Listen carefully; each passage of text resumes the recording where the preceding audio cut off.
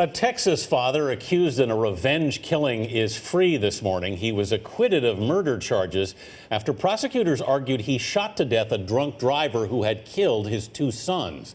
Manuel Bojorquez in Dallas says prosecutors had a weak case. Manuel, good morning. Good morning. It all came down to evidence, and in the end, the prosecution did not have enough to convince the jury that David Barajas pulled the trigger in an act of revenge. They also could not overcome the sympathy many felt for the father's loss. David Barajas, who was facing life in prison, walked out of court with his wife by his side.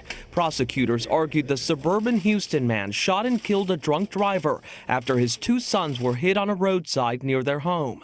The jury disagreed.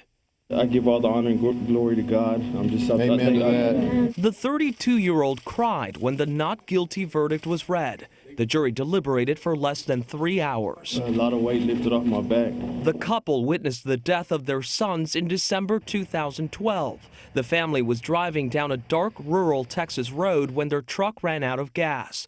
12-year-old David Jr. and 11-year-old Caleb got out to push. Sometimes I wish we would have all been taken together, but there's no going back. I have to live with the fact, and my husband has to live with the fact that we did let our kids, off that truck. They were less than 100 yards from their home when 20-year-old Jose Banda Jr., who was drunk, plowed into them. Tests later showed that Banda's blood alcohol concentration was twice the legal limit. He was shot in the head. I respect the jury system. The district attorney insisted investigators correctly pointed the finger at Barajas and that the actual killer was not at large. The sheriff's department did a fabulous job. I think circumstantial evidence cases will always be difficult. While Barajas said he is not sure who killed Jose Banda, his attorney called it an unsolved crime. And so we're not sure who killed Mr. Banda, but somebody killed Mr. Banda, and it wasn't Mr. Barajas.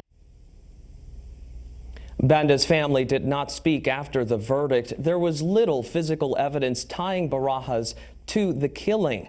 Ammunition and a holster for the type of gun used in the murder were found in the Barajas family home, but the gun used was not found. Gail? Thank you, Manuel.